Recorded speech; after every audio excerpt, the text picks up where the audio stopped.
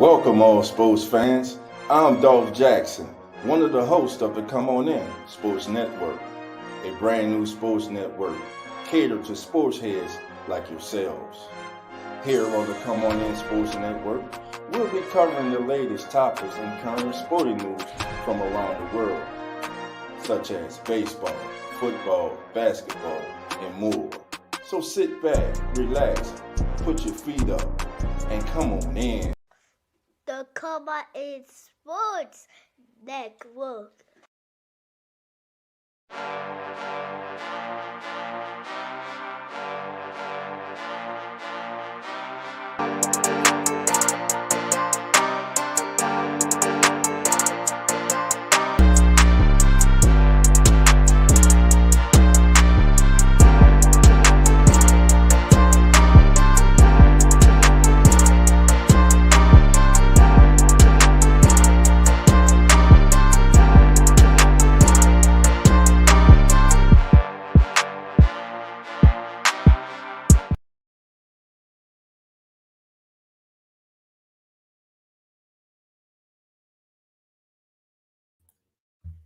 Who that nation? How you doing?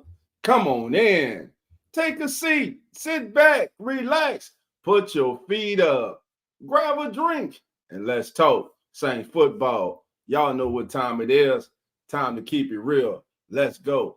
Family, family, family. How you doing? The doors are now open, so you already know. Come on in. Hope everybody's having a great Saturday morning.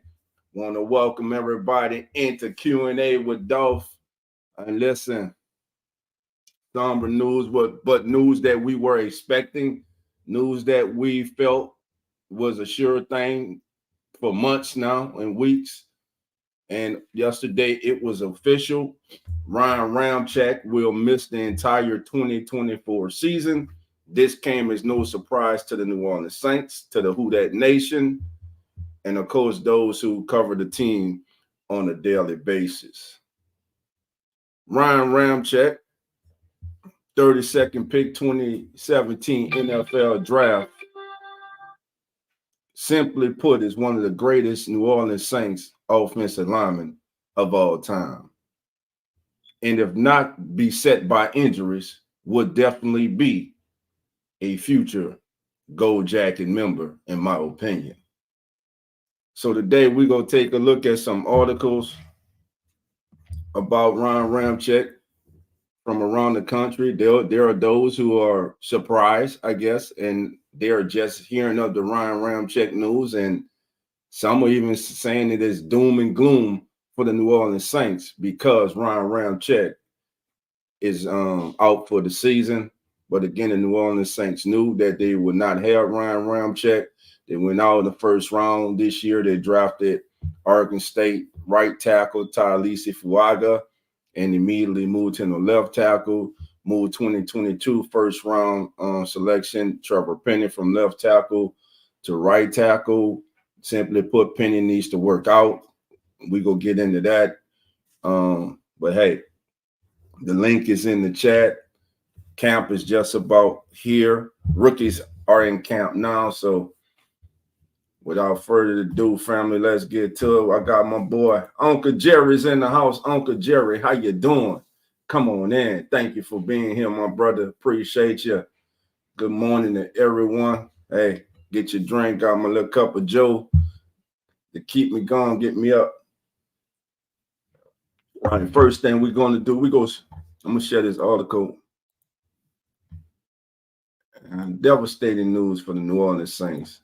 And this is courtesy of Fansided by Mr. Jaron Kawada. This week, he just wrote this about 6 hours ago. Ryan Ramczyk's devastating injury is devastating news for the New Orleans Saints. Skill position players? Let's see what this brother wrote.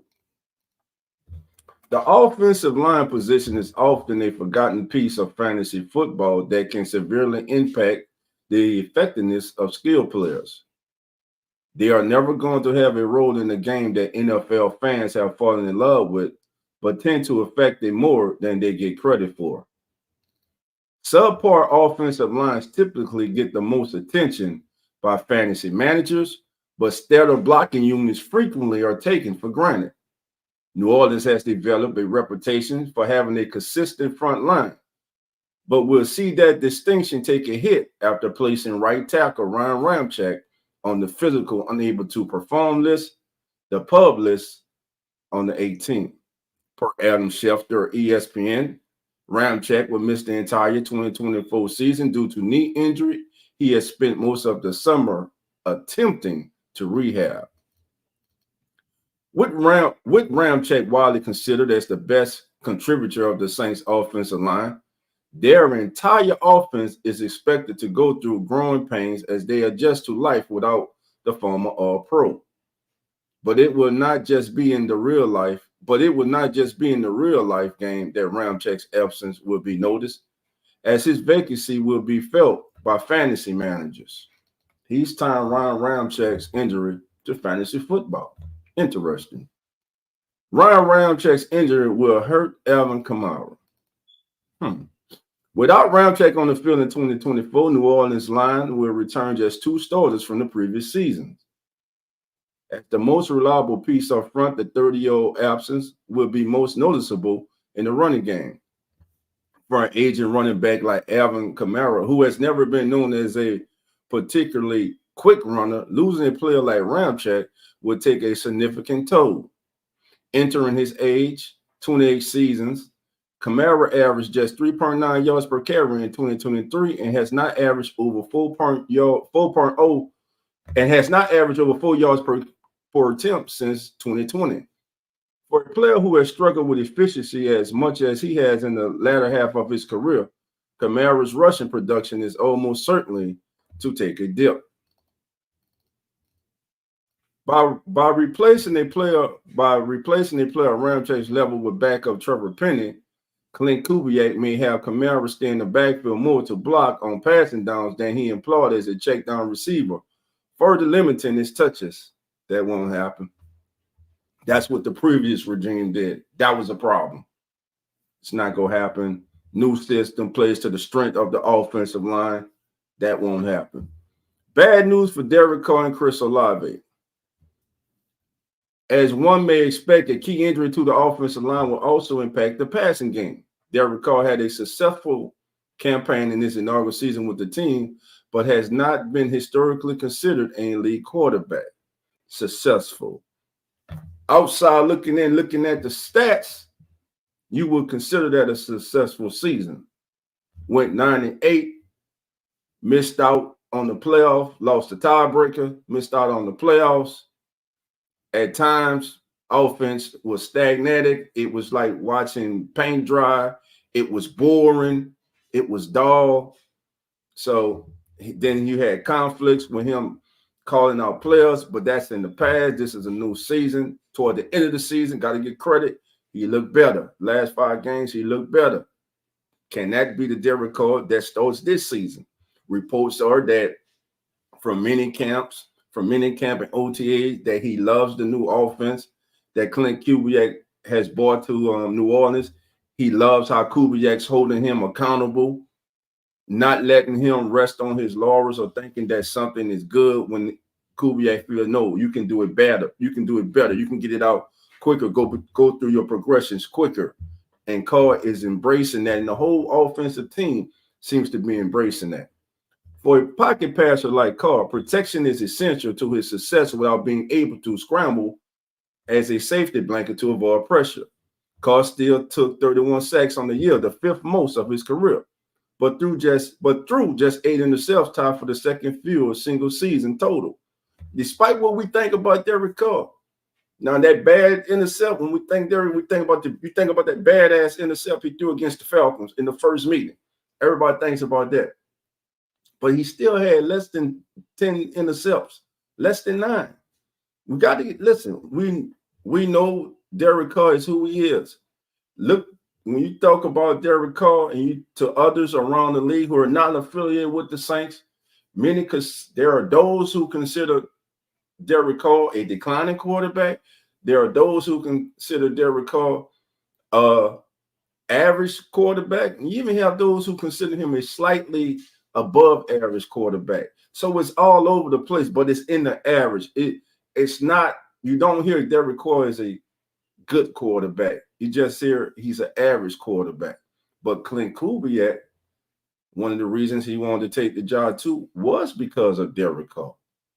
He wanted to work with Derek Carr. So that's something to keep in mind. All right. Without the same amount of flow in the pocket, the Saints will have less overall time to allow players to develop. Capping the number of big plays, the offense can allow wide receivers like Chris Olave and Rashid Shaheed to develop. In the 3 other season, Carr has been sacked more than 30 times. He has thrown double-digit interceptions, a trend that may continue in 2024. In replace of Ramczyk, Trevor Penning received a 53.6 PFF grade in 2023. So that's the end of this article, family. So that's the thinking. This gentleman here is thinking, hey, Ramczyk is gone. It's going to affect the entire New Orleans Saints offensive line. When he went out last year, the Saints still moved the ball. These are professionals. Next man up. The opportunity is there. There's nowhere else to go for Trevor Penning but up. There's nowhere else for Cesar Ruiz to go but up. Eric McCoy, up. Whoever starts at left guard, Nick Saldiveri, up. Talisi Fuaga, up. I'm looking forward to this offensive line proving everyone wrong. Everyone, including us, Who That Nation. Right now, every article you read is, if you took a poll around the nation, we can go around the web and you can look at all the articles. Everything that's written about the New Orleans Saints is negative, especially the offensive line. The offensive line of the New Orleans Saints has been voted by numerous writers who cover the National Football League as the worst line in the National Football League. Now, do we believe they're the worst line in the National Football League? No. But are we talking from our dedication and our hearts as Saints fans? Or are we being or are we living in reality? Reality is we need work. Reality is this offensive line is an unknown commodity.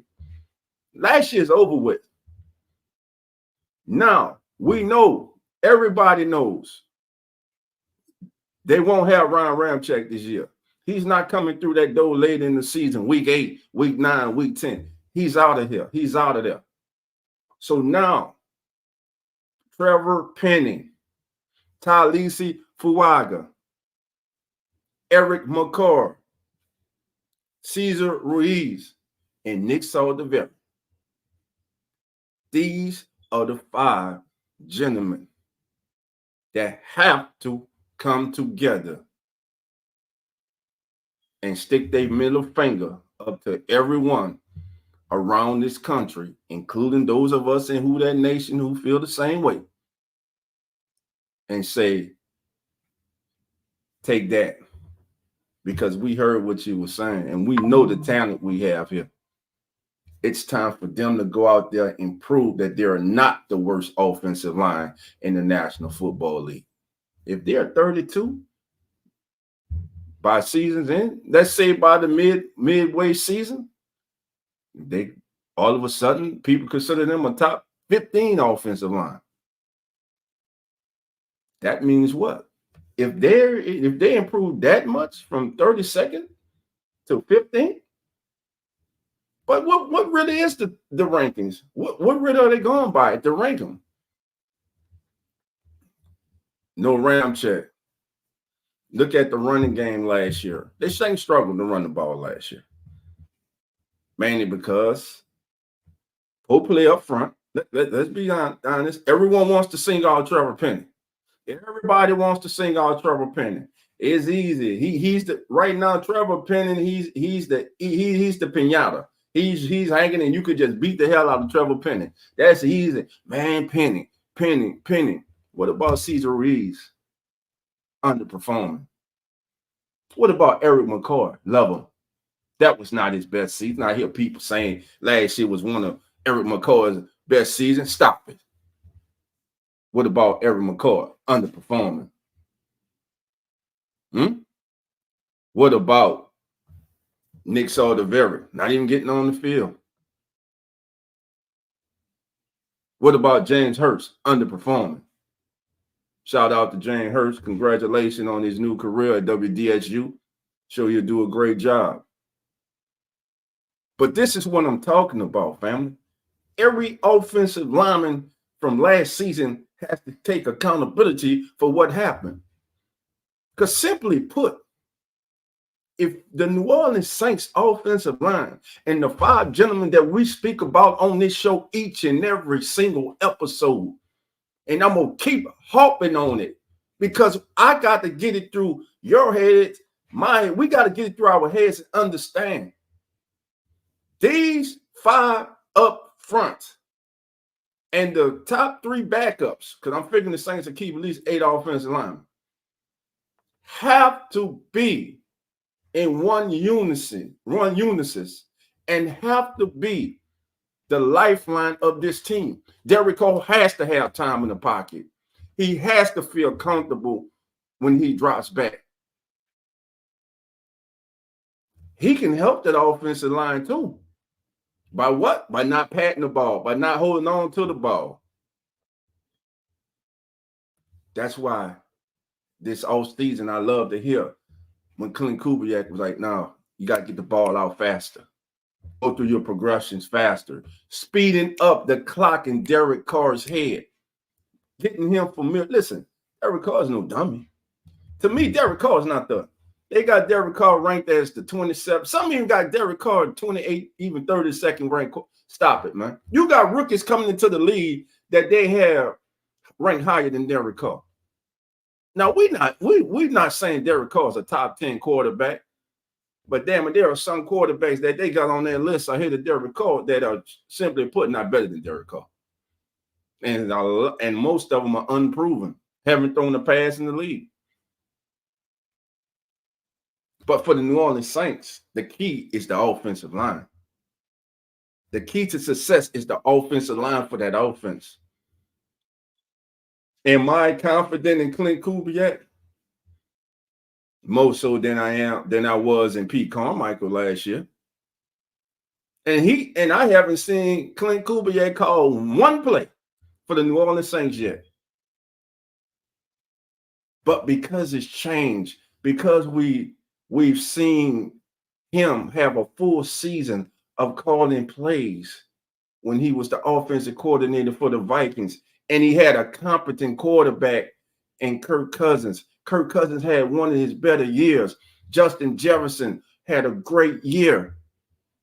So now we are anticipating Derek Carr having a better year than he did last season, being more consistently good than bad, being a leader, a true leader this year, knowing his role, growing the confidence and trust of his teammates.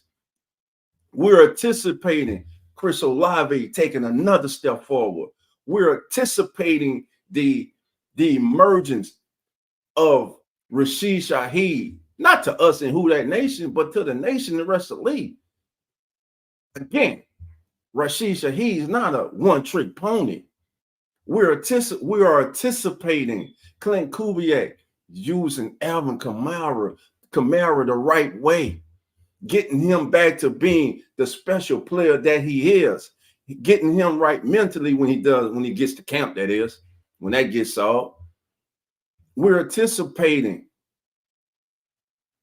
the New Orleans Saints offense getting back to being one of the better and more feared units in the National Football League. But what's funny is the Saints were a top 10 team last year. Yeah, the Saints were a top 10 offense last year. So with accountability, with a better understanding, everyone's learning this system together. Listen, fam, it's going to be like a baby. Right now, this new system is getting nurtured. It's getting nurtured.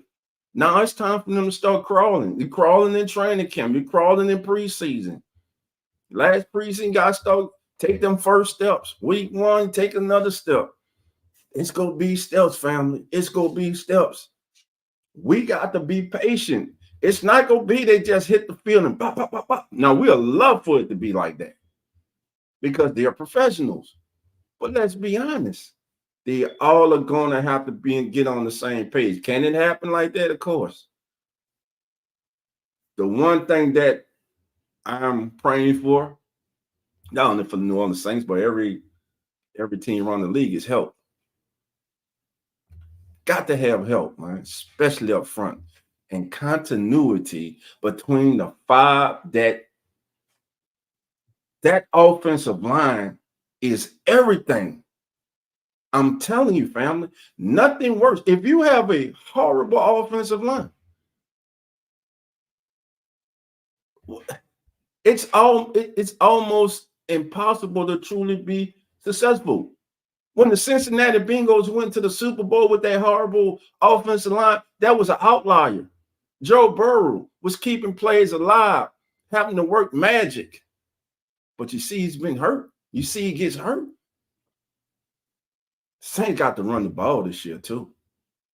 I need Jamal Williams, a Kendra Miller to step up this year. We need that other running back. Alvin's going to be special. But the one thing that I'm very excited about and anticipating and seeing the usage of one Taysom Hill. How will the Saints use Taysom Hill this season, family? That's the one thing that I'm very interested in. Because remember, one of the first things Clint did was what? He went and saw Taysom Hill. He went out, he saw Taysom Hill, sat down with Taysom Hill. So now we get a better look of just how Taysom Hill will be used. Like you, I can't wait to the first practices, man, when everyone's there. How's Taysom being used? Where is he being deployed? How's Clint using Taysom, Alvin with Rashid and Shaheed on the field at the same time? Big question is, who's going to be that third wide receiver for the New Orleans Saints? Who would be that third wide receiver? And better yet, who's going to step up in the tight end run? Because right now, it's wide open. Foster Monroe, the veteran, would be the leader going into camp.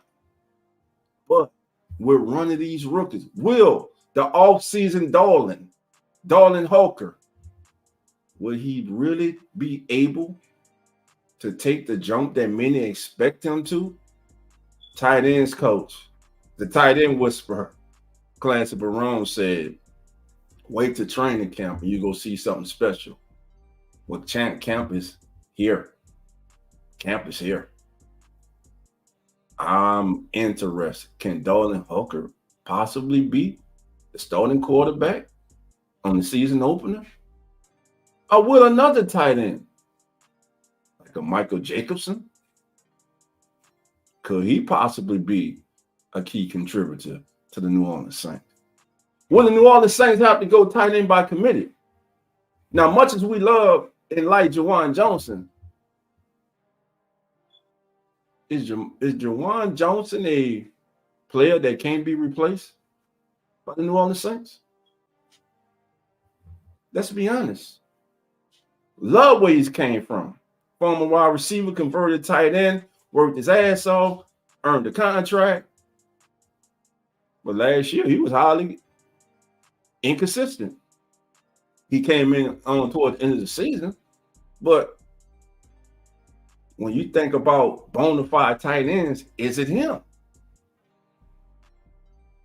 I would have liked to see the Saints go out and get another veteran tight end. And it's not about names. They may already have the players on the team right now. But speculation and thoughts and all that's over with now. Now we get the opportunity, because training camp is here, we get the opportunity to see it at work. All right, fam, got some comments coming in. All right. Anna Marie Elizabeth Rose Volowski, the law firm, is in the house this morning. How you doing? Come on in. Never heard of a player by the last name of Ramchak before. He is new name for me, honest.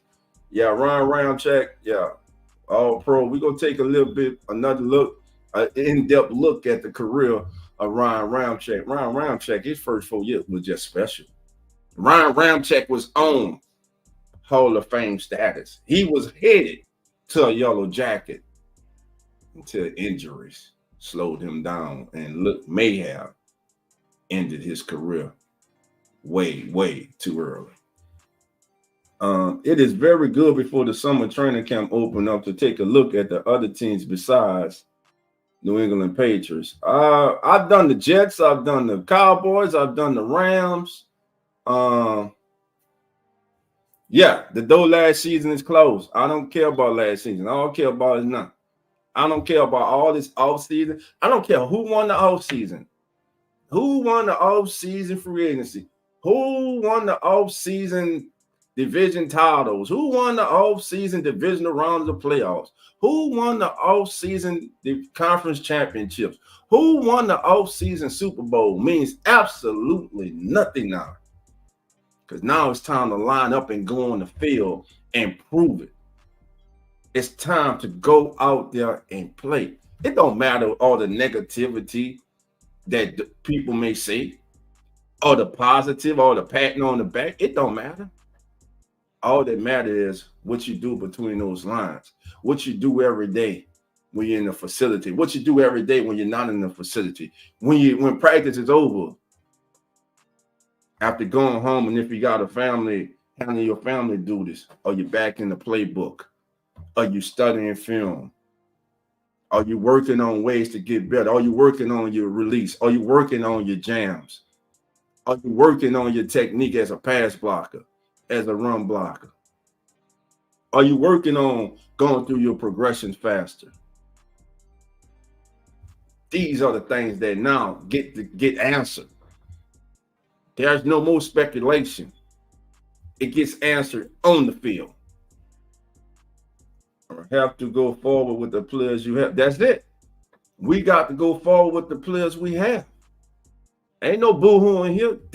Next man up. Next man up. If you're currently on the NFL roster, that's because you got talent to play in the NFL. If you're currently on the NFL roster, that means you have talent to play in the NFL. Now, do you have sustainable talent? Do you have the sustainable work ethic? Well, y'all know what I mean. Shit. Those are the things I'm talking about, family. Let's see what else we got. Blaze, how you doing?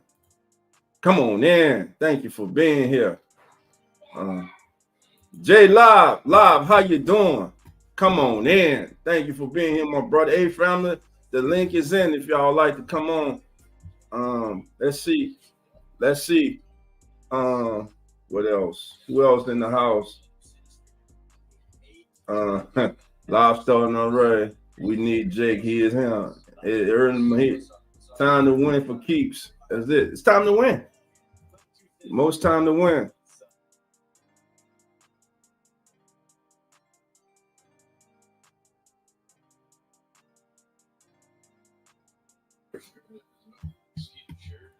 Wallace, how you doing? Come on in. All right, family. Let's take a look at another article. This courtesy of Saints Wire USA and our brother John Sigler. Saints training camp, 35 players who are locks for the 53-man roster. Let me get that up there for you. All right.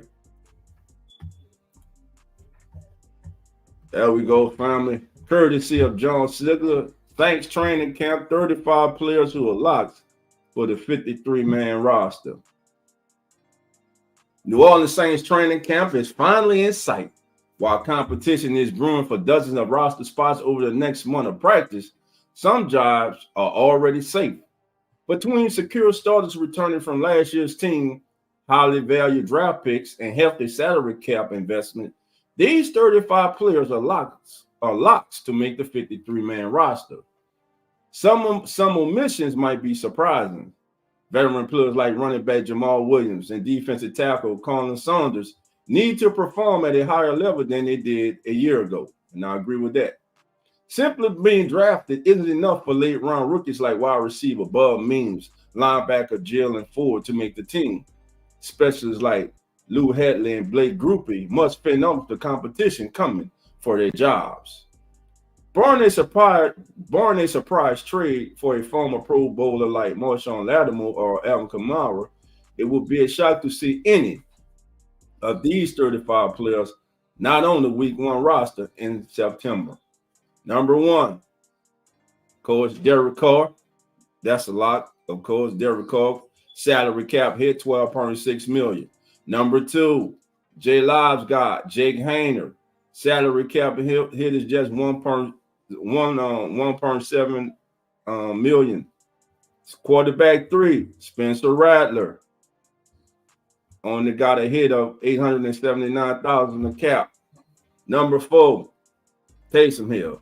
Tight end, fullback, quarterback, protector, gunner, you name it. He's that dude. Again, can't wait to see how the Saints employ the talents of Taysom Hill this year. Number 5, running back Alvin Kamara, lock for the team. Kendre Miller is a lock to make this team. Juwan Johnson is a lock to make this team. Foster Monroe is a lock to make the team. Talise Fuaga, Nick Staldeveri, Eric McCoy, Cesar Ruiz, Trevor Penning, Chris Olave, and Rashid Shaheed. These guys are locks to make the team. So those are the first 15. So with the first 15, family, are there any of the first 15 that you disagree with? All right, Wallace says 12-5, baby. I hear you, baby. All right, let's see. So Rashid Shaheed, Chris Olave, Trevor Penning, Cesar Ruiz, Eric McCoy, Nick Saldiveri, Talise Fuaga, Foster Monroe, Juwan Johnson, Kendre Miller, Alvin, Taysom, Spencer Rattler, Hayner, and of course Derek Carr. So of those first 15, I think the only one that I'm kind of is Foster Monroe. And last season, of course, we know him just getting on the field was wonderful to see after what he's been through. So Foster Monroe, is Foster Monroe replaceable for New Orleans Saints? Is he really a sure lock to make this team? Without Juwan Johnson, he is really your best all-around type. So I can agree with that. I can agree with that. Now behind him is wide open. I'm not even sure Juwan Johnson. All right, so let's see who's 16. 16, A.T. Perry. We saw A.T. as the season went on. He got stronger at the end of the season as the season went on. Let's see if A.T. can continue that progress this season. After A.T., Cedric Wilson Jr. Hey, from the time the Saints signed him, I like this signing. I think it's one of those under-the-radar signings. It's not a big fanfare. It's not going to make headlines around the country. Oh, the Saints signed Cedric Wilson. Cedric Wilson is a solid wide receiver, able to play the slot. And in his career, he has come up big in some clutch moments in the National Football League. So Cedric Wilson is lock 17. Lock 18, Long snapper Zach Woods. Listen, they ain't even bringing competition in for Zach Woods no more. It's Zach Wood. Hey, question. Is Zach Wood the greatest long snapper in the history of the National Football League? We know he is in Saints history. Just saying. Something to think about. The great Cam Jordan, of course, is 19th lock. Carl Granderson, last year, 8.5 sacks. Can he get the double-digit sacks this season? Also, Carl Granderson improved tremendously last season against the run. Can he continue that? Can he continue that upward trajectory as a solid all-around defensive end? Can he get over 10 sacks this season? Let's see. Number 11, Chase Young. Prize off-season edition. 1-year prove-it deal. Had the surgery. He's going to start off on the pub list too. But is he coming on the pub list? I think they're starting him, not the pub list, the other list. No, I think they put Chase on the pub list too. I'll look that up in a minute. All right, so Chase Young, a lot. Chase had 7.5 sacks last year with a bad neck. Can he possibly get 8.5 sacks this season, which would be his career best? Isaiah Foskey. Last year, undoubtedly was a struggle for Isaiah Foskey, learning the playbook, not wanting to make mistakes. But in the interviews that he's had this offseason, you can see the confidence, and the word is from OTAs and mini camps, how he looks exceedingly better than he did last year. Seems to be moving now, knowing what he's doing, not afraid to make a mistake. But what do coaches say? If you're going to make a mistake, I want you to do it full speed. He wasn't doing that last year. He had his moments when he started to come around, like that Green Bay game and a couple games out of that, but then he got hurt. So Isaiah Foskey is number 22. Nathan Shepard, everybody talks about Colin Saunders, but Nathan Shepard had a good season last year for the New Orleans Saints. He's a good rotational piece. I still think this is an area I would have liked to see the Saints upgrade. I still think the Saints can look to bring in someone in this defense and interior family. We still were one of the worst teams against the run. We still were in the 20s last year. Matter of fact, I think we were still 23rd or 24th like the previous year against the run. But Nathan Shepard is a lot to make this team. Of course, Brian Bresee, good first year as a rotational player, had 4.5 sacks, numerous pressures in the middle. The sky's the limit for this young man. Let's hope he continues his upward trajectory as well. Number 28, one of the greatest linebackers in the New Orleans Saints history, and one of the most underrated, underappreciated linebackers in the National Football League. But then again, I can't say that because I've been hearing a lot of analysts around the various top sports networks on the internet talk about Demario Davis and how bad of a man he is. This man here, Demario Davis, is a future Hall of Fame. His career just took off when he came to the Saints, and he's been nothing but spectacular and solid. And of course, off the field, he's a great dude. So Demario Davis is the 25th lock. Number 26. Oh yeah, everybody's screaming Willie Gay, Willie Gay, Willie Gay. I understand that. Pete Werner's not going anywhere. Pete Werner's not going. Pete Werner's been a good football player for the Saints since his arrival. He hasn't taken the jump that many would have wanted him to take, but he hasn't taken a step back.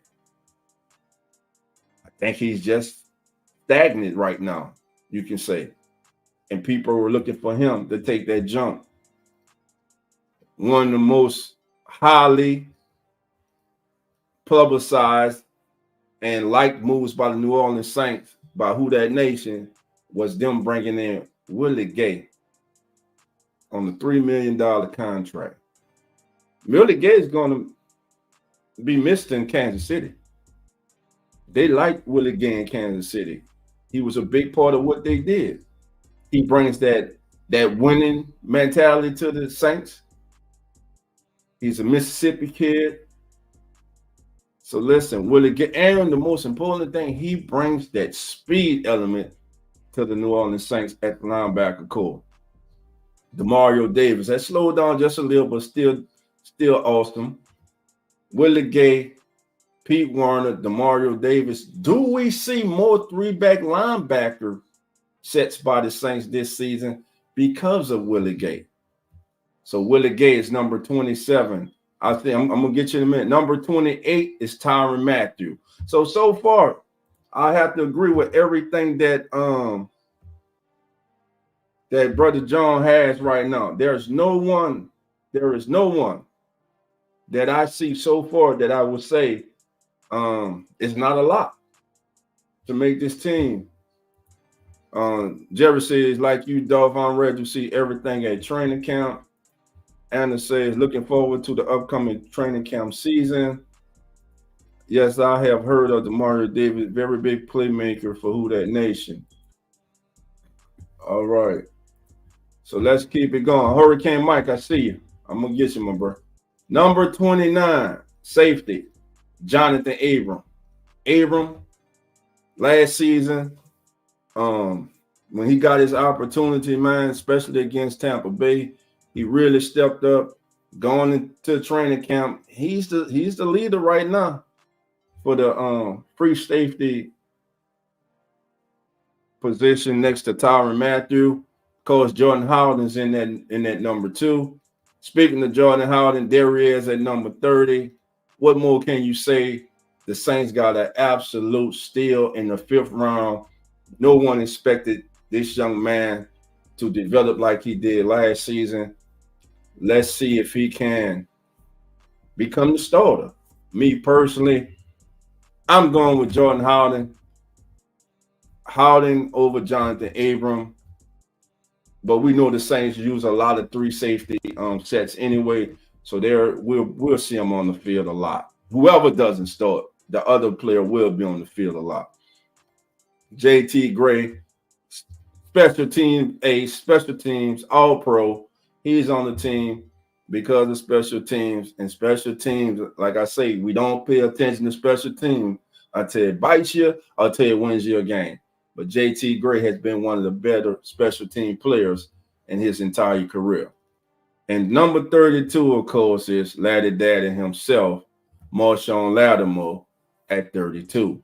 33, Paulson Adebo. It's a lot. Enough said. 34, Alontae Taylor, a lot. Alontae Taylor played the slot for the first time last season. Had his struggles, even got benched, came back in, got better as the season went on. He got so much better that in some articles this offseason, he was voted as one of the top slot corners in the National Football League. Another year under his belt, I'm anticipating an even better season for Alontae Taylor. And number 35, of course, second-round pick, Kool-Aid McKinstry as the top 35. Now, of the 35 that Brother John has listed here, these are 35 he has as locked. You got Caesar on there. He had Eric McCall. He had Talisa Fuaga. He had Nick Saldiveri. But again, the easy target was not on there. And that's Trevor Penny. Trevor Penny's making this team. Let me tell y'all that right now. Trevor Penny's making this team. Trevor Penny's making this team. Who is Landon Young? Landon Young got played. The opportunities he got last season were some of the for a 2-3 game stretch. That was the best we've seen of Landon Young. Then he reverted back to his old self. Then unfortunately he got hurt. Trevor Penny, I'm telling you, I'm putting my money on Trevor Penny. Everybody's going against Trevor Penny. Everybody's piling on this kid, saying he shouldn't be on the team. Move him to inside, trade him, and everybody talking about trading. What you think you'll get for Trevor Penny if you trade him? Because you damn sure ain't getting you ain't even getting a 5th round pick for Trevor Penny. So I'm hoping, downright, no, I'm not hoping, I'm expecting Trevor Penning to answer the call and answer the bell this season. And then the new system is going to help them. It's going to help the offensive line because it's going to play to their athleticism. Trevor Penning's making this team. All right, family. So, again, start off the show. Word came out that Ryan Ramczyk would not be with the New Orleans Saints this season, which we all knew. And Who That Nation, we all knew that Trevor Penning would not be a member of the New Orleans. I'm not Trevor Penning. Trevor Penning will be a member of New Orleans Saints. Trevor Penning will be starting week 1. I called it. I'm riding with Trevor Penning. All right, now, Ryan Ramczyk. What has Ryan Ramczyk done in his career as a New Orleans Saints? Simply put, he's been one of the greatest New Orleans Saints offensive linemen in history. He's been one of the greatest and most dominant. Because, listen, his first 4 years, he was downright dominant. Remember when people would talk about the best tackles, left or right, the top 3, 4 tackles in the National Football League? This young man's name will come up. But unfortunately, injuries have beset and stalled his promising Hall of Fame career, because that's where it was going. And if you don't think that this young man was on a Hall of Fame trajectory, family, let me show you something. Before I move on. So both the trades and the 2024 draft have been very good for the Saints. Yeah. It's been, hey, we're gonna see how good the 2024 draft is, Anna. This is what Trevor Penning has done. He's a first team All-Pro in 2019. He's a 2-time second team All-Pro in 18 and 20. So he's a 3-time All-Pro. He made the Pro Football Writers Association's All-Rookie team in that great 2017 class. Then injuries beset him and stopped him. And injuries stopped him from making it.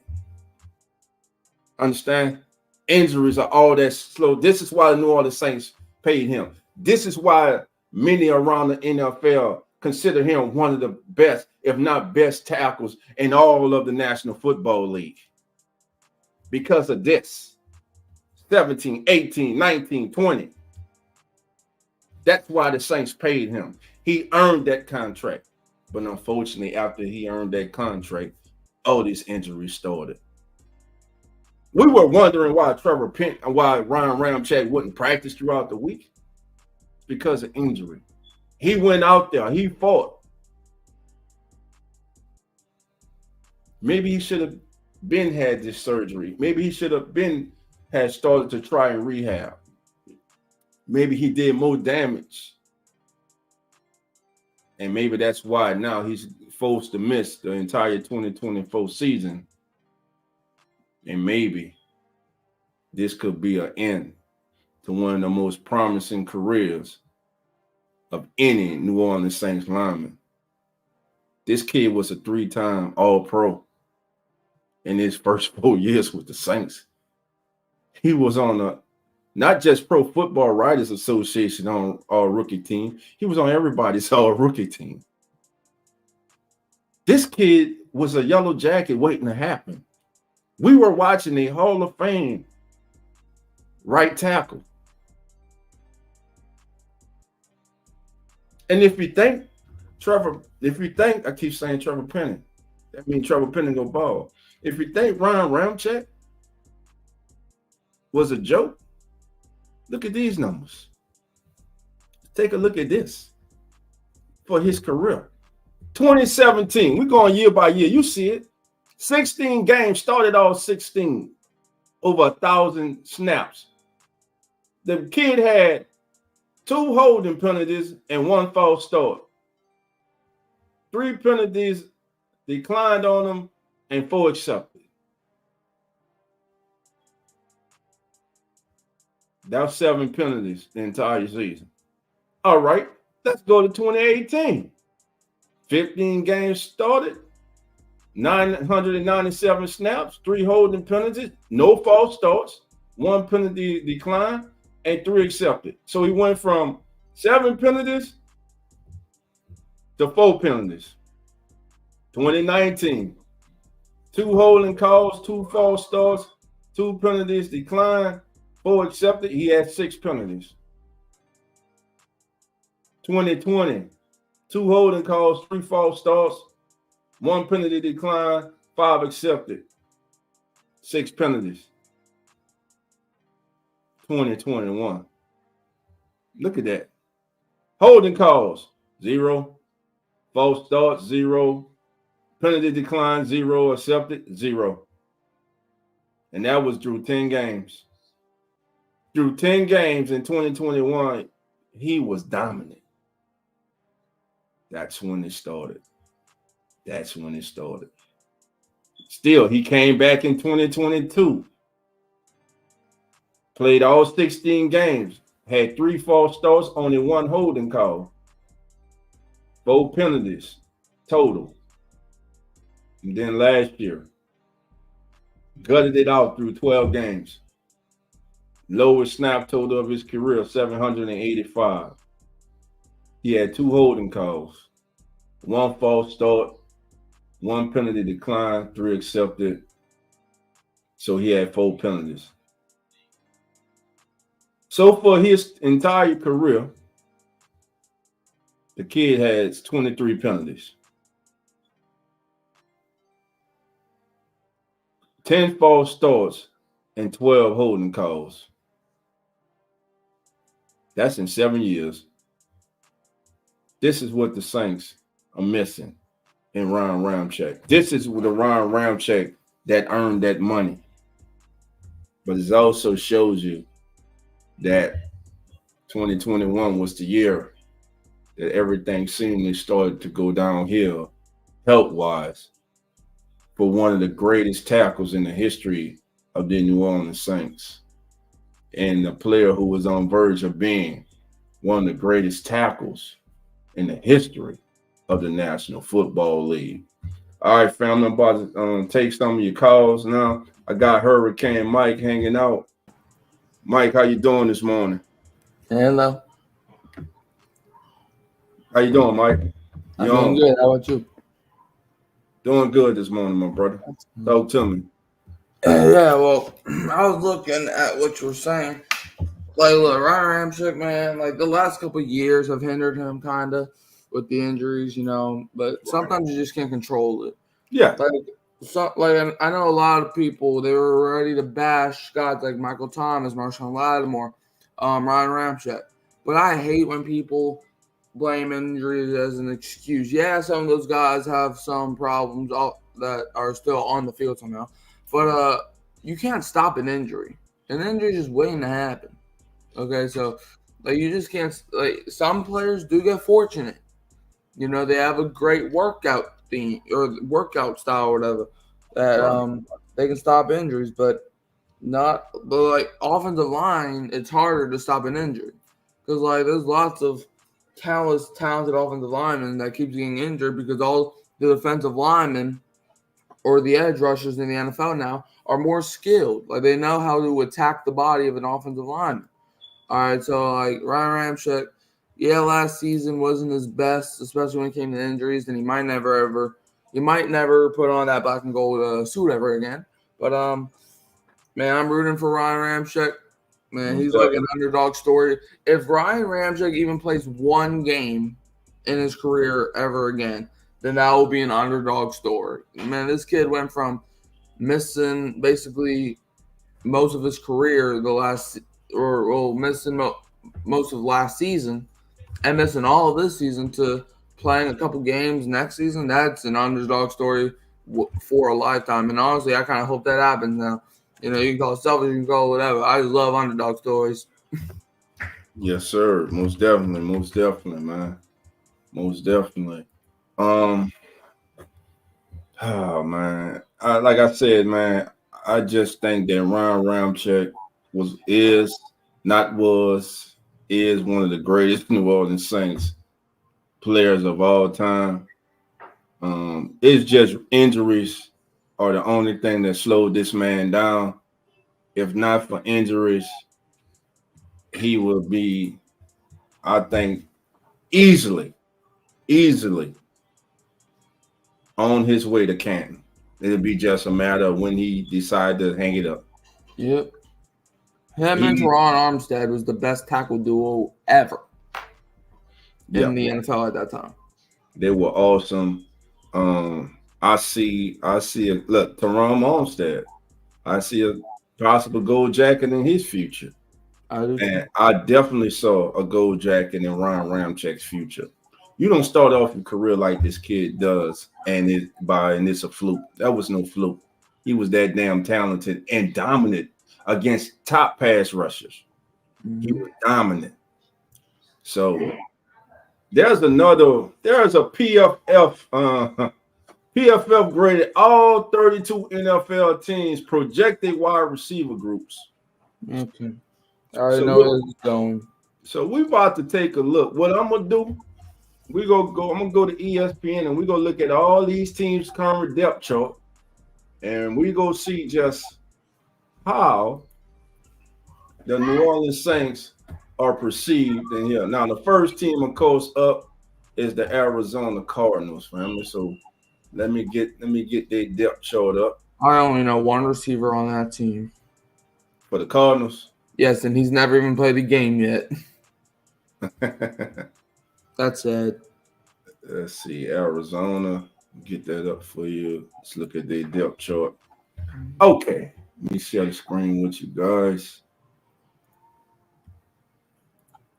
All right, so Arizona Cardinals depth chart right now. What's that one showing? Okay, bam. There we go. So here we go. This is the Arizona Cardinals wide receiver room. When did they get Zay Jones? When did that happen? Oh, this all season? Yeah. Oh, wow. So I thought he was still in Jacksonville. Zay Jones, last season, 34 catches, 321 yards, and 2 touchdowns, averaged right under 10 yards per reception.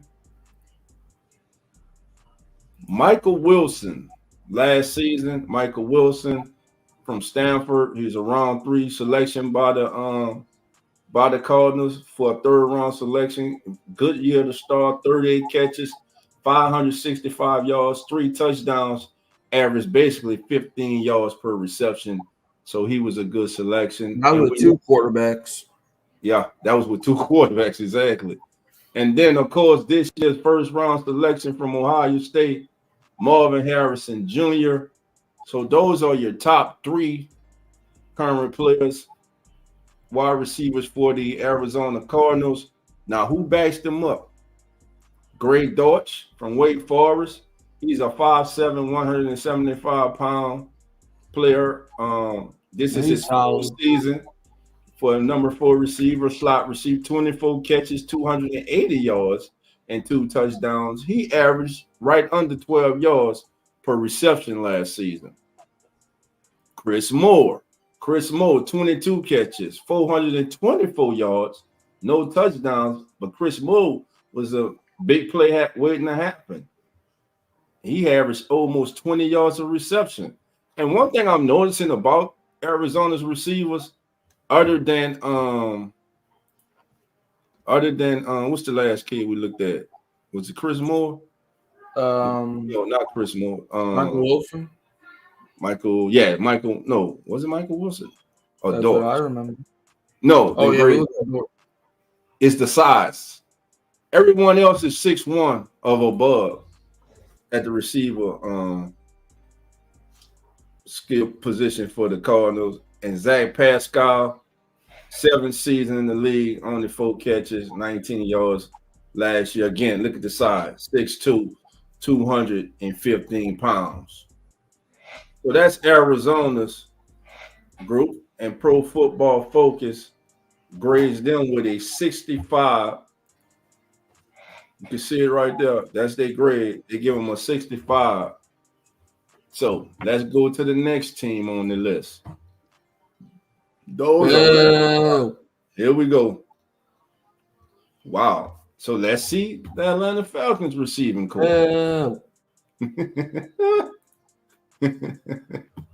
Let's look at the Falcons receiving core right quick. All right, here we go. Falcons depth chart. Let me share that with you. And here we go, family. So we know they got Drake London. Last year, 69 catches, 905 yards, 2 touchdowns, 13 yards per reception. Their former Tulane wide receiver and Chicago Bear wide receiver Darnell Mooney. Mooney, 31 catches last year, 414 yards, 1 touchdown, averaged 13.4 yards of reception. We knew the previous seasons he was the man. Before Moore got there, he was the man for the Bears and actually had pretty productive seasons.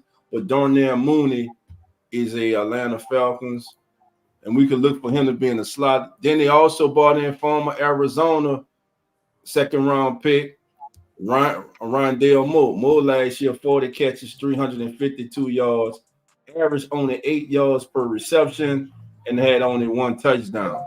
Those are your top 3 for the Falcons. Projected starters behind them. Cordero Hodge, 6'2", 208 pounds, per-review A&M, 14 catches, 232 yards last season, averaged 16.6 yards per reception. This is his 5th season with the Atlanta Falcons. Casey Washington, this year picked in the 6th round. We will see. Training camp's coming. Let's see if his name starts to buzz out of Falcons camp. Now we know about this. Spencer Rattler's cousin. We know about this kid, Ray McLeod, 12 catches, 135 yards, average 11 yards per reception. And again, the Falcons receiving core is ranked below the Arizona Cardinals receiving core. Right, we got Uncle Jerry coming in. Uncle Jerry, how you doing? Come on in. All right. Jerry, you done muted yourself. You muted, Jerry. What up? What up? Yeah, I was muted. I was getting things set up. Right. So there you go. The Falcons get a 62.5 receiving room. Arizona 65.7. Next on the list is the Baltimore Ravens. Oh yeah. Hey Dolph, I know we're going to continue, but you know, Mike, you're going to say something about them Falcons, so I don't mind joining in. Oh yeah, you already know that's coming. Yes, sir. Man, how you doing, Mike? When you have losing seasons since 2017, it's pretty obvious I'm bashing. Yeah. Falcons. As I said, Arizona Cardinals, I can see a lot of improvements in their team development. Okay. Samuel, how you doing? Come on in. What up, Sam? Thank you for being here, Samuel. What up? Anna says Atlanta Falcons. Look out for. Sweet. Yeah, look out for them to win 3 games in the season. Yeah. All right. Look out for Kirk Cousins to regress. All right. Yeah, so that's what you look out for. You like that? Yeah, I'm gonna like that division title that the Saints are gonna get. So right. Baltimore Ravens. Let's go to the Ravens. Finally, a real team that we talk about. Ravens depth chart. Let's take a look at the Ravens depth chart right now.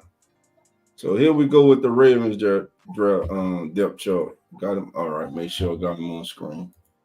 All right, family. So here we go. Zay Flowers. They're looking for Zay Flowers to take that next step. Last year, listen, was productive rookie season. 77 catches, 858 yards, 5 touchdowns, average 11 yards per reception. So Zay Jones, unquestionably the leader of this receiving room for the explosive Baltimore Ravens. And then now you got Zay Flowers. Now think about the play action now with Lamar Jackson and Derrick Henry. Oh, God. My goodness, this kid can see a lot of one-on-one just because of that. And then don't forget, Lamar Jackson gets his safety blanket back and tight end Mark Andrews. That's true. to work the middle of the field. So that play action game now is going to be ridiculous for the Baltimore Ravens. Okay, so Zay Flowers, Rashad Bateman, the former #1 selection. Plain and simple, Rashad Bateman has not worked out as a #1 pick for the Baltimore Ravens. If he was a 4th-round selection, these numbers would be cool. But he was a #1 selection in 2021, and let's look at his career, man. Yeah. In his career, he has just 93 catches in his entire career for 1,167 yards and 4 touchdowns. Flowers caught 77 last season, so Zay Flowers will pass him this year for the most receptions. The Ravens simply put need more out of Rashad Bateman this season. Nelson Aguilar, former Eagle, is now there. Last season, 35 catches, 381 yards, and 4 touchdowns. Now, Aguilar's been a good veteran throughout his career. And looky here. Look at this familiar name right here. Oh, Deontay Hart. 15 catches, 150 yards, and 1 touchdown. We know, look, special teams wise is why he's there. So he's going to give you special teams. It's going to be explosive with him back there. Yeah. We know who he was as a Saint. And who else they had? I remember that Washington game. That man caught a touchdown and got hurt. Man, that was weird. Devontae Walker of North Carolina. Some had him. Heard of him. Season gone as a possible late 1st-round selection. He went in the 4th round. Inconsistent hands. At the Senior Bowl, he had inconsistent hands. That's why he felt in the draft. Look, if you can see, look, his speed is there, the explosiveness is there with Devontae Walker. Could he unseat Bateman? Could Devontae Walker make Bateman expendable for the Baltimore Ravens? We'll see. So that's the Baltimore Ravens, and it's going to take a lot, but we just go look at the ratings for everybody now. Next. All right, so let's go back to PFF rankings. All right, here we go. Back to the rankings. So let's look at these grades, and then we go ahead down. We're going to get to our Saints, man. So the Ravens wide receiver room gets a 66 grade from PFF. Buffalo Bills, their wide receiver room gets a 65. I'm gonna look at everybody in the Carolina Panthers get a 65 grade. Yeah, and I like that pickup right there. I like that pickup. So let's take a look. Deontay Johnson from yes, I like that. I like that. That kid's a player, man. Yeah, maybe like 2-3 years ago. He's a player. So they get Deontay Johnson last year with the Steelers, with Mason Rudolph and Kenny Pickett as his quarterbacks last season. Deontay Johnson, 51 receptions, 717 yards, 5 touchdowns, average 14 yards a reception.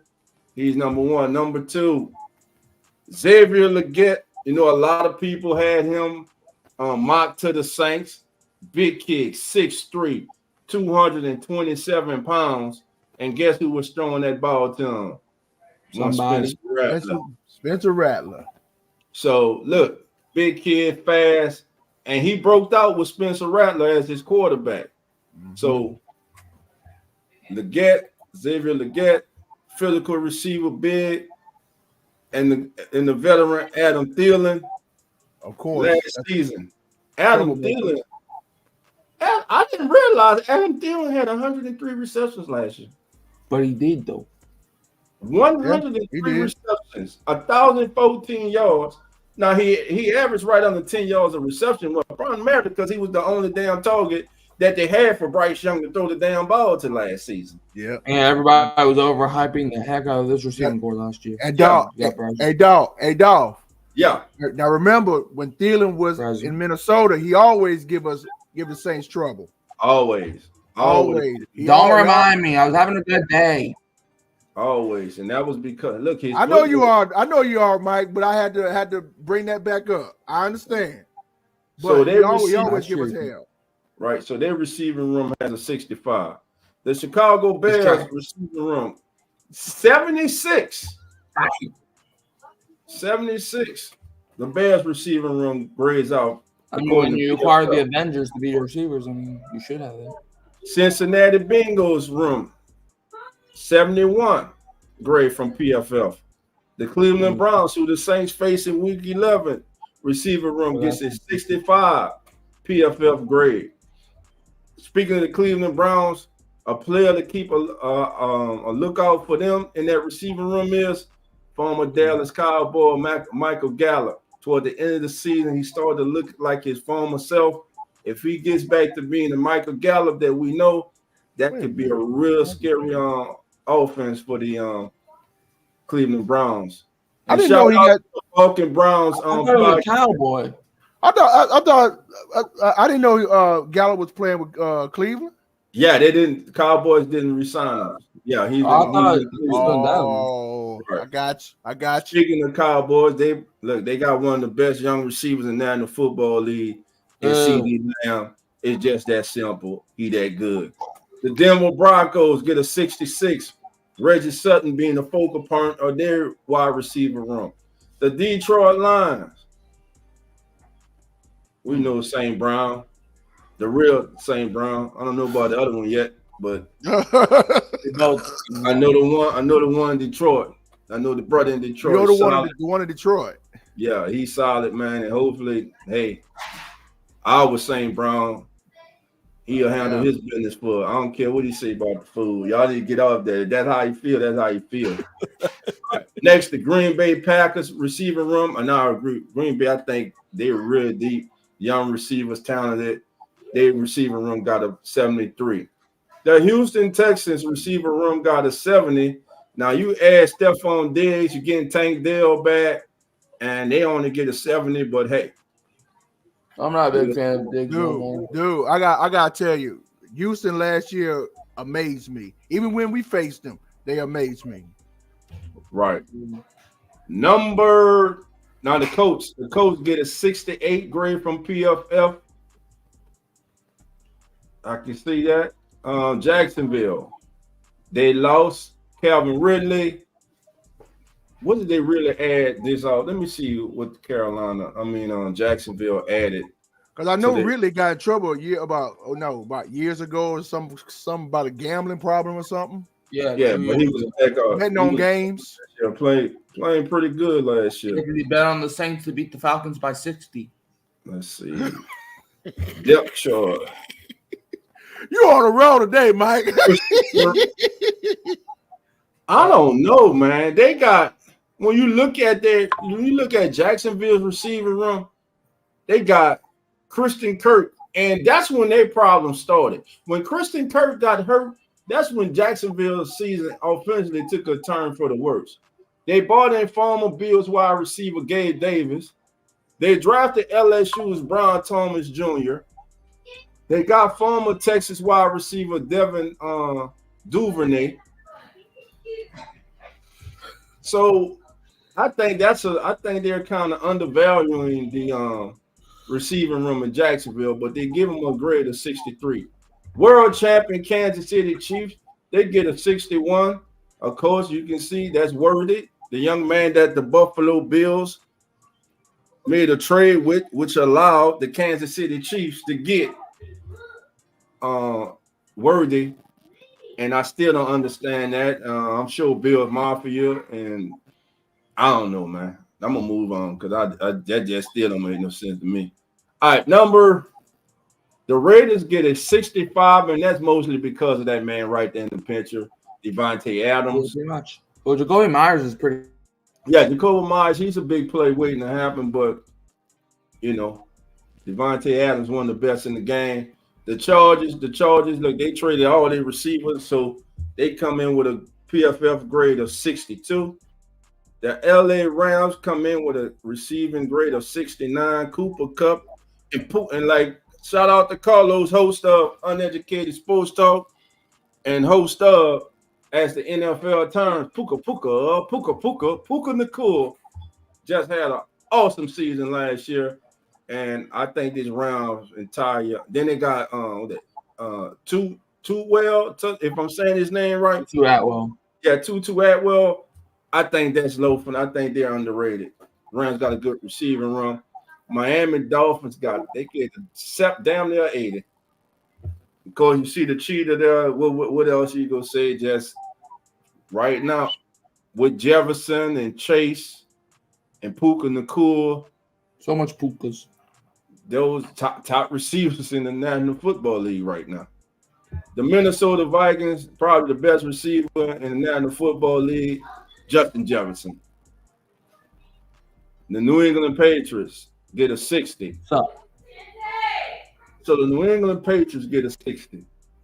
Before I unveil this, everybody in the chat, what grade do you think the New Orleans Saints receiving corps is going to have? I'm going to guess a 64.7. Okay. Jerry, your guess.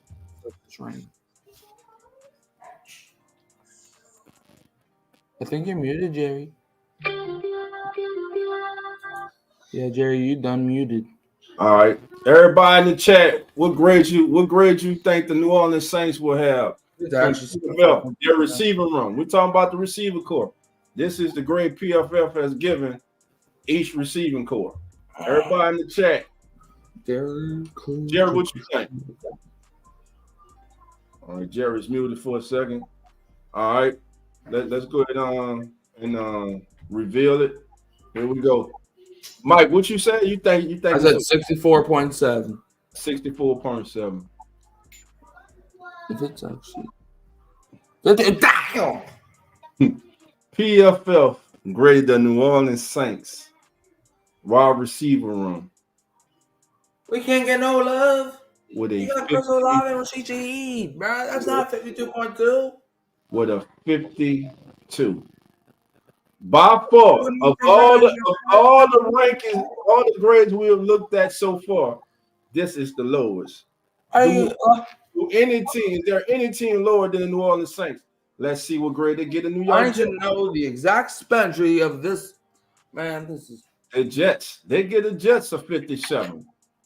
Now that's even disrespectful. It is. The Eagles get a 75. The Steelers get a 60. I do not take the Steelers receiving corps over the Saints. I'm sorry, I don't. San Francisco, a 83. Okay, that makes sense. Seattle, a 73. I can see that. Tampa, 70. That makes sense. Tennessee, a 64. Honestly, I think that's kind of low, to be honest. Washington, a 61. The New Orleans Saints. So I want to understand what's going on. I want everybody to play for stupidity. I want everybody to understand what's going on. I understand what's going on. They're hating on us, and they're being stupid. I want everybody to understand. The New Orleans Saints offense in general, with the rankings that have come out with the offensive line, and now with the skill position wide receiver room, the New Orleans, and with the rankings of the quarterback Derek Carr, the New Orleans Saints have the worst offense in the National Football League heading until the season. We gonna keep receipts on all this. We gonna keep receipts on all this. Because when they flip it, and I believe that during the season, this unit is gonna get better and better and better. I'm telling you right there, it's not because I'm a Saints fan, but a 52 voted the worst wide receiver. Worse than the National Football League. worse than the Cardinals, worse than the Panthers, worse than the damn Commanders. And What it's has that. any of these teams proven? At 57? That's honestly, that might be arguably as just disrespectful as the thing. You know, you still have Garrett Wilson, you're bringing Mike Williams, plus you have a couple other receivers that are pretty solid there. Man, Right. that is so disrespectful. Man, like, fire this bro. Fire this bro. Again, this is saying what those around the country think of the New Orleans Saints offense. They don't think much of your quarterback. So we're talking about receivers here. Of your offensive line. They don't think much of your wide receiver core. Now they did rank your running back room in the top 10. Yeah. They ranked the Saints running back room in the top 10. A room that didn't have one running back run for 20 yards last season. Now that's ridiculous right there. Like, bro, look, all respect to the running backs. Look, I like Kendra. I like Kendra Miller. Come on, what up, Booger? Yeah, like I like Kendra Miller, but Alvin Kamara, he's fallen off since 2020. Like, don't be biased. You can agree to that. And Jamal Williams, that man, I nicknamed him Mr. Stuff last year because every single time that man got the ball, it feels like a train running on a broken window, and then the bird just pooping in the window. Good Lord. Listen. But I'm looking at this grade right here. Dog. This is why the Saints are going to make these haters that be dissing us and dodging us every year. Make your haters your motivators. Thank you, Mike. Thank you. I was just about to say that. If this doesn't work, I don't know what will. We might never make the playoffs again if this doesn't work. I had a discussion with Big Q on his platform Friday night, and I told him the same thing I'm going to say to y'all. The Saints better make some noise this year with Clint Kubiak as our OC, because Clint going to get them boys rocking and rolling. If he did it with Minnesota, if he did it with Denver, if he did it with recently the 49ers, he can do the same thing with the Saints this year. And I'm expecting the Saints to make some noise this year. Don't miss the big picture, though. The big picture is they're saying the Saints lack talent on offense.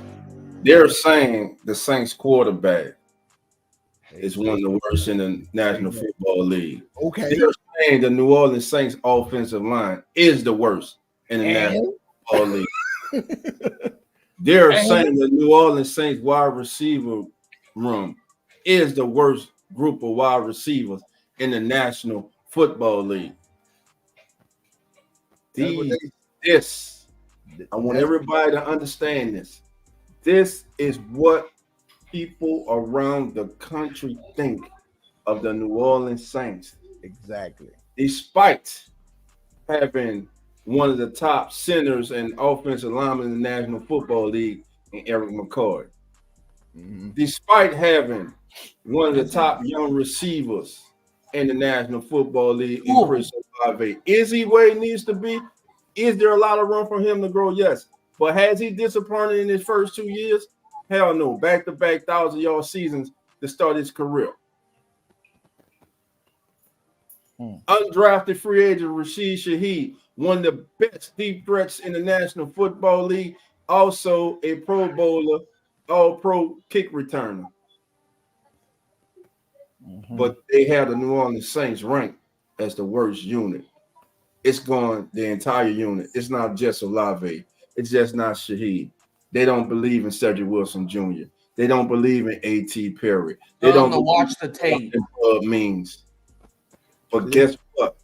There's only one group of there's one group that can change this. That's the New Orleans Saints. Exactly. Those players. Listen, look, and I'm going to keep account of this. We got this. This is going to be on file. This is going to be on tape. So if they change their grades during the season and start praising them when they try to come back and try to redo this, no, they're the worst unit in the National Football League. Remember? So we gonna keep. So we're gonna keep records of this, but at the same They time, will acknowledge us. but at the same time, can we really be upset with these rankings? Yes, we can. Of Wow. course. I mean, Wow. Yes. no big, If no you- big deal. If you were to rank the Saints, what would you rank them, Mike? Not a damn 52.2. I asked, where would you rank them? Like, At least in the 60s.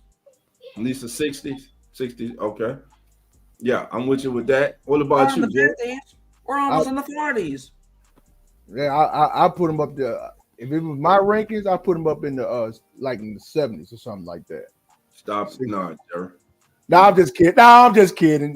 Yeah, Nah, it's like a I'm- 65 or something, but Like- Yeah, a no, I 52? think- Yeah, I'm about that with you, Mike. I can see maybe a 65, I'll go 63, with Mike.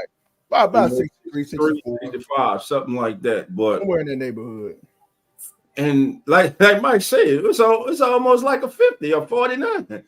The Saints are, and listen, the next worst team, the Jets, they had 57. So you rank the Saints wide receiver room as the worst in the National Football League. They have ranked the Saints offensive line as the worst in the National Football League. They have ranked the Saints starting quarterback as one of the worst in the National Football League. Again, you got rookie quarterbacks. I hate a Derek Carr and these offseason rankings. By the way, that's people's thoughts. They're going off I what agree they've with you. seen over a long period of time. And yes, it does have something to do with that. Like it's Dennis Allen's. I agree. It's hard to be a winning team with a loser for a coach. Loser won 9 games last year. I don't care. We know the man's shortcomings. Yes, that team fell short.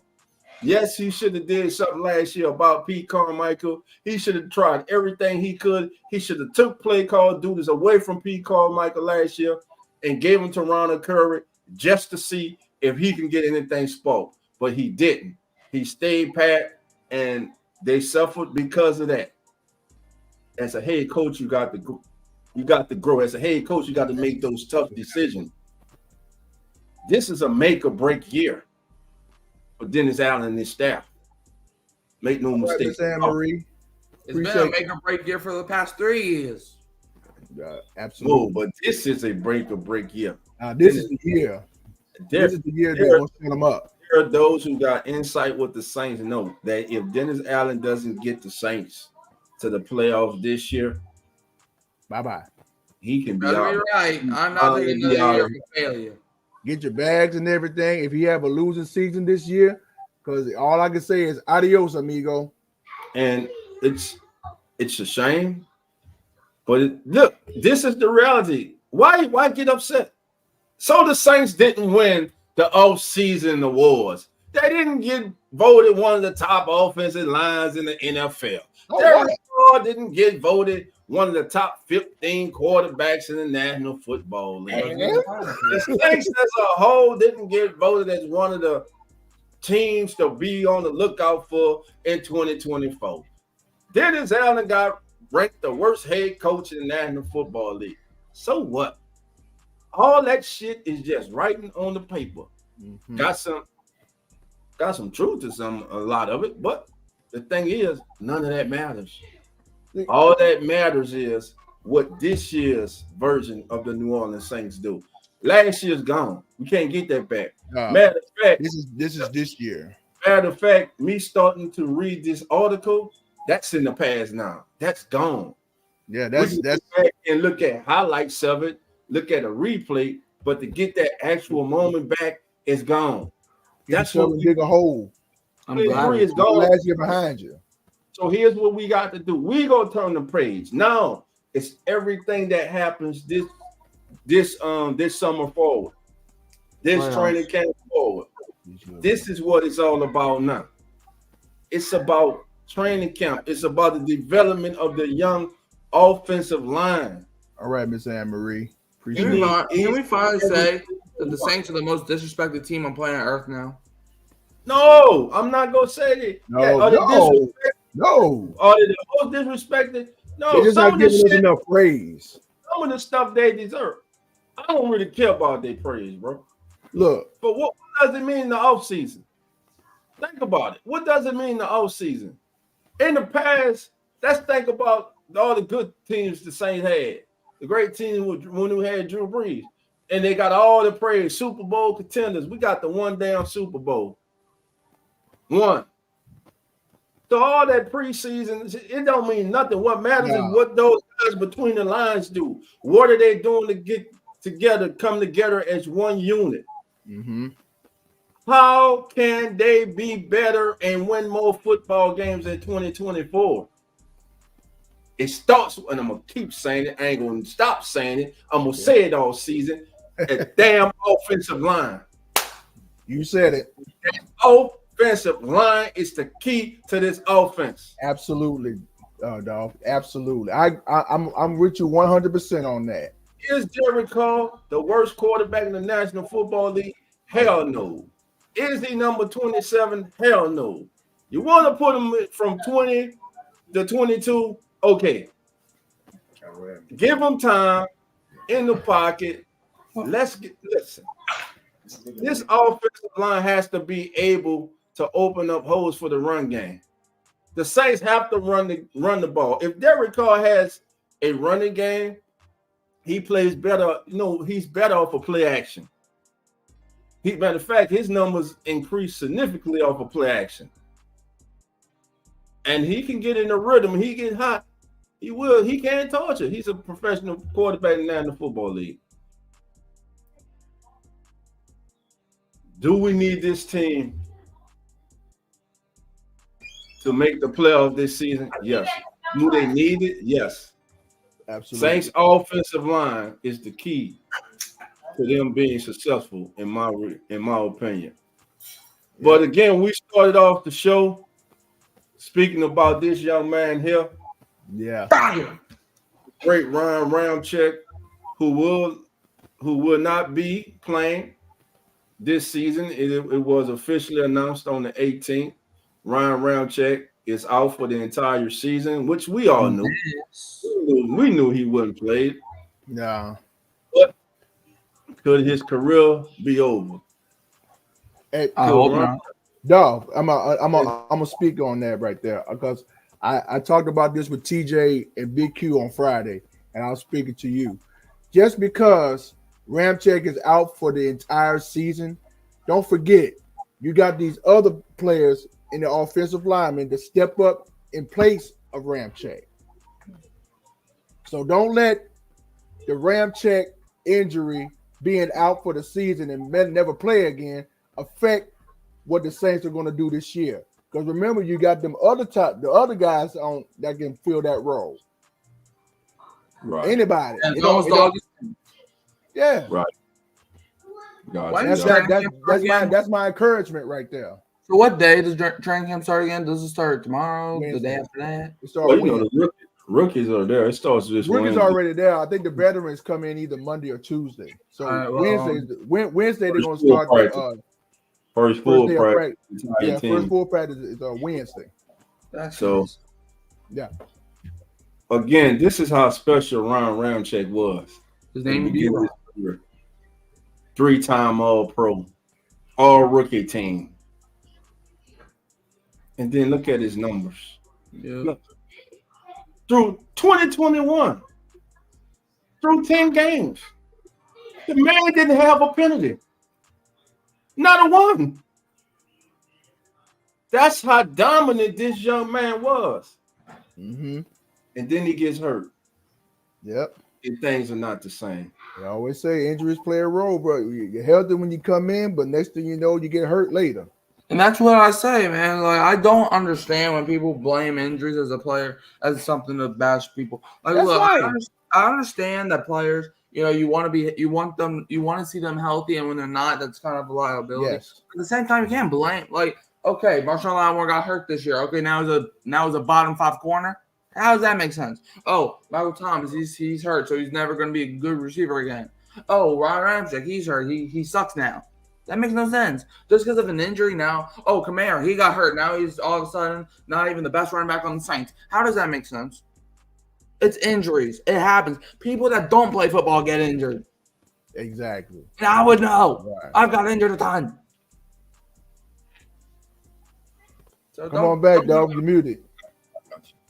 Listen, family, that's gonna do it for the show today. I want to thank Jerry. I want to thank Hurricane Mike. I want to thank everybody who joined us live. I want to thank everybody who's watching the replay of this. Thank you, family. Do me a favor, hit that like button, subscribe, share this episode on all your social media platforms. Let's grow the channel, family. Yes, sir. Listen. Until we meet next time, I want everybody to have a great weekend. Enjoy your weekend. You too, dog. You too, Mike. Football fans out there.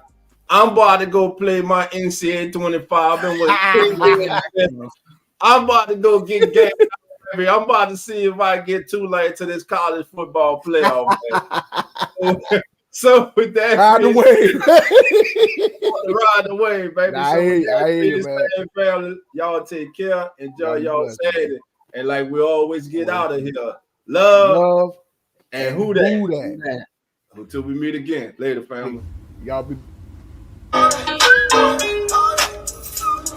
keeping it real. Who that sports pod? Legendary Coach Rock.